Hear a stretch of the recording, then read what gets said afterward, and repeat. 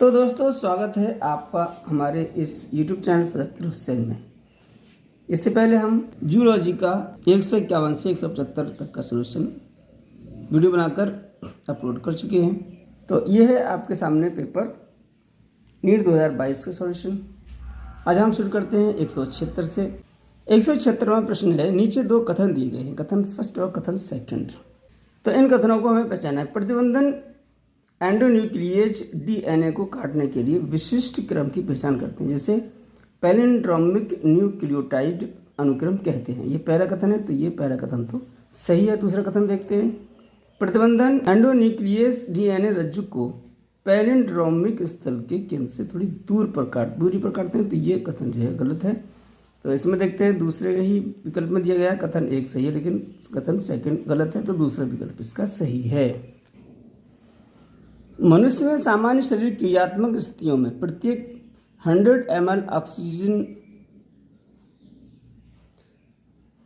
ml ऑक्सीजनित रक्त ऊतकों में कितने ml O2 वितरित कर सकता है? तो यानी ऑक्सीजन 5 ml वितरित कर सकता है, तो पहला विकल्प इसका सही है।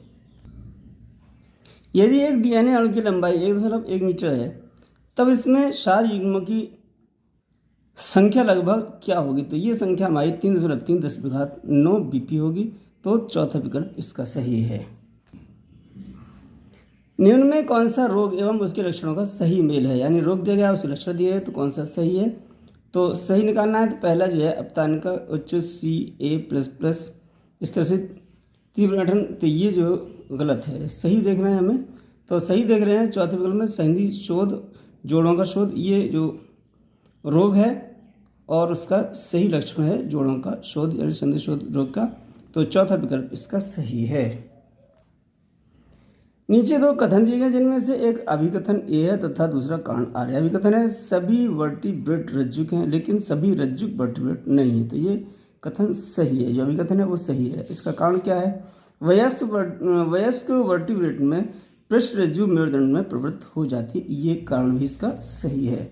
तो देखते हैं, इसमें विकल्प चौथे विकल्प में दिया गया है, दोनों ए एंड आर सही है और आर जो है एक ही सही व्याख्या करता है, तो चौथा विकल्प इसका सही है।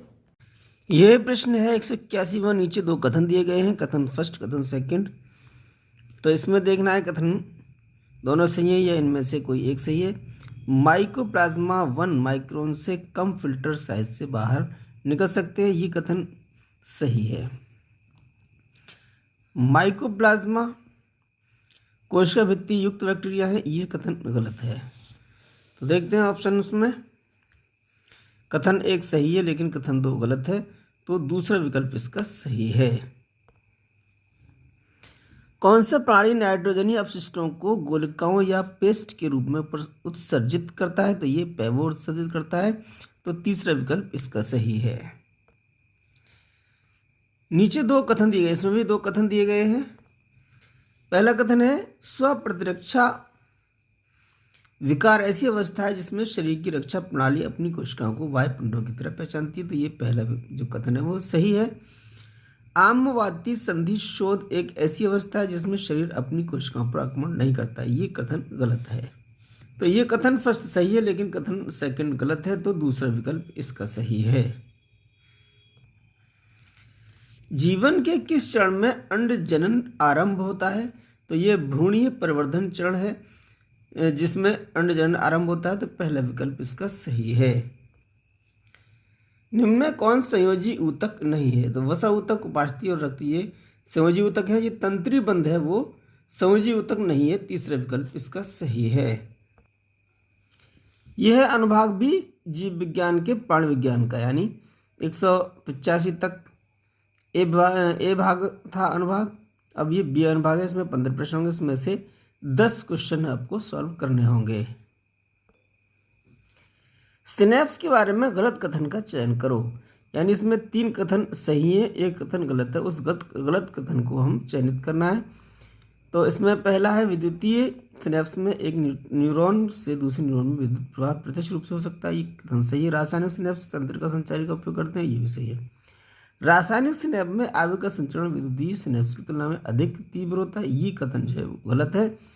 इसलिए तीसरा विकल्प इसका सही है। इस प्रश्न में सूची फर्स्ट, सूची सेकंड, ये दो सूची दी गई, इसमें आपस में मिलान करना है।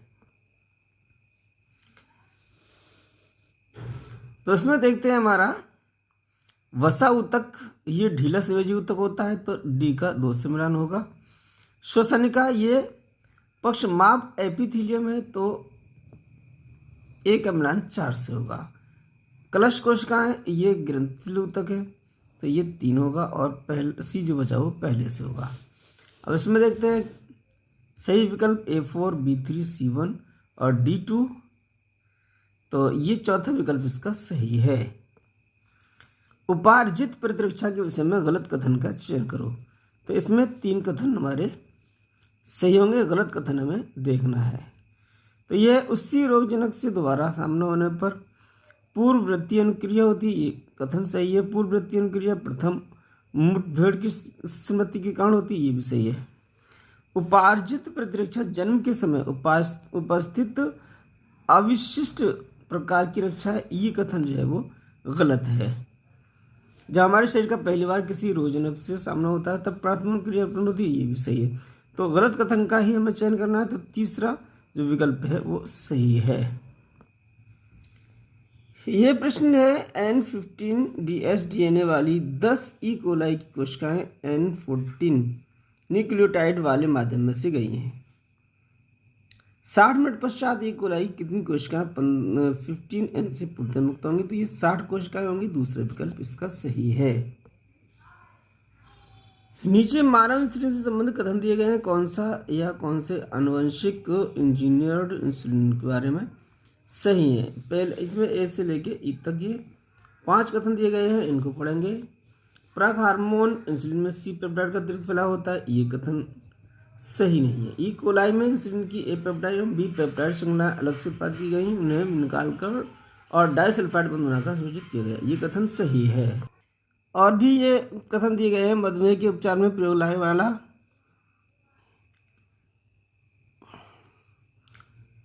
सी कथन है वो मधुमेह के उपचार में प्रयोग लाए जाने वाला इंसुलिन जानवरों में सूअर से निकाला जाता है, ये भी गलत है। प्राक हार्मोन इंसुलिन को परिपक्व एवं क्रियाशील हार्मोन बनाने के लिए संसाधित करने की आवश्यकता होती है, ये भी गलत है। कुछ रोगियों में बाह्य इंसुलिन के प्रति एलर्जी होती है, ये भी गलत है। तो इनमें सही विकल्प है केवल बी सही है, तो पहला विकल्प ही इसका सही है। गर्भ निरोध के तरीके उनकी क्रिया के अनुसार सूची फर्स्ट का सूची सेकंड के साथ मिलान करें। तो यह है गर्भ निरोध का तरीका डायफ्राम। इस तरीके में क्या करते हैं, इसमें दिया है चौथे अगले सामने वाली सेकंड सूची में वे गर्भाशय ग्रीवा को ढककर शुक्राणुओं का प्रवेश रोक देते हैं, तो ए के सामने 4 होगा। गर्भ निरोधक गोलियां जो है वो अंडोत्सर्ग एवं रोपण का दमन करती हैं, तो बी का सामना 1 से होगा।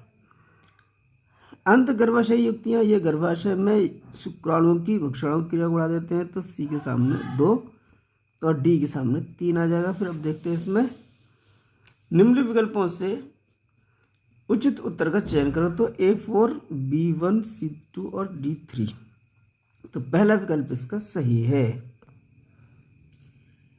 यदि 2 जीन के बीच पुनर्युजन आवृत्ति इस प्रकार है, A एंड C 5 है, B C 15, B D और 9 है और AB 20, C D 24 और AD ये रेखीय AD 29 है। एक रेखीय गुणसूत्री पर इन जीनों का क्रम क्या होगा, तो इन जीनों का क्रम होगा पहले A फिर C फिर B और फिर उसके बाद D, तो तीसरा विकल्प इसका सही है। निम्न में कौन से पैराथायरॉइड हार्मोन के प्रभाव नहीं है, तो इसमें दिया है पहला अस्थि पुनः शोषण क्रिया को उद्दीपित करना, ये प्रभाव है और हमें देखना है कि प्रभाव नहीं है। रक्त में Ca++ के स्तर को कम करना, ये प्रभाव नहीं है, तो बी सही होगा। इसमें सी में दिया है विरक्त नलिकाओं द्वारा Ca यानी कैल्शियम के प्लस आयन का पुनः अवशोषण करना, ये भी है। पाचित भोजन को कैल्शियम के अवशोषण कम करना, ये नहीं है। और कार्बोहाइड्रेट के उपचार से बढ़ाना, ये भी नहीं है। तो प्रभाव नहीं है, वो है हमारा बी, डी और ई। तो इसमें पहले विकल्प में दिया है केवल बी, डी और ई, तो पहला विकल्प इसका सही है। ये प्रश्न है, निम्न में कौन सा कथन सही है? तो इसमें सही कथन देखना है, बैक्टीरिया अन्य परपोष होते हैं, तो ये भी कथन सही नहीं है। स्लिम मोल्ड मृतजीवी जीव होते हैं जो मानव जगत में करते हैं, ये भी नहीं है। माइक्रोप्लाज्मा में डीएनए राइबोसोम कोशिका भित्ति होती, ये भी नहीं।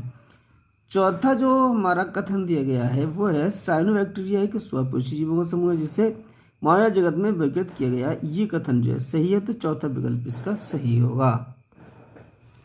नीचे दो कथन दिए गए हैं। एक कथन सेकंड, एक मार्जक में धूल कणों को अवशोषित करने के लिए ताप विद्युत संयंत्र के निर्वातक को विद्युत तारों से गुजारा जाता है, ये कथन गलत है। कणकीय पदार्थ PM2.5 मार्जक द्वारा नहीं हटाए जा सकते अपितु विद्युत अपचित्रित द्वारा हटाए जा सकते, ये कथन भी गलत है। तो इसमें देखते हैं विकल्पों में कथन दोनों ही फर्स्ट सेकंड गलत है, तो पहला विकल्प इसका सही है। निम्न में कौन सा कथन सही नहीं है? तो इसमें कथन सही नहीं हमें बताना है। शकरकंदी एवं आलू तुल्य रूपता का उदाहरण, ये कथन सही है। समजातता सामान्य पूर्वजता को व्यक्त करती, ये सही है। पेंगुइन एवं डॉल्फिन के फिलिपर्स समजात अंगों का युग्म है, ये कथन सही नहीं है, तो तीसरा विकल्प ठीक है। निम्न में कौन क्लोनिंग संवाहक का अवांछनीय लक्षण नहीं है? तो चिन्हक जीन की उपस्थिति ये है। एकल प्रतिबंध एंजाइम स्तर की उपस्थिति, ये भी सही है। दो या अधिक पहचान स्थलों की उपस्थिति ये जो है अवांछनीय लक्षण नहीं है, तो हमारा तीसरा विकल्प ही सही होगा।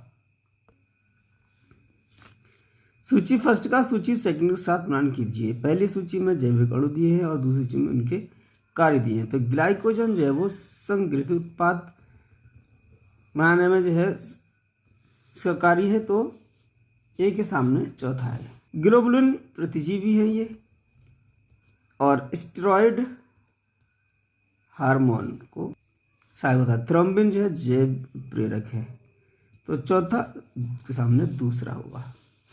तो इसमें जो विकल्प है वो A4B3 और C1D सेकंड, तो तीसरा विकल्प इसका सही है।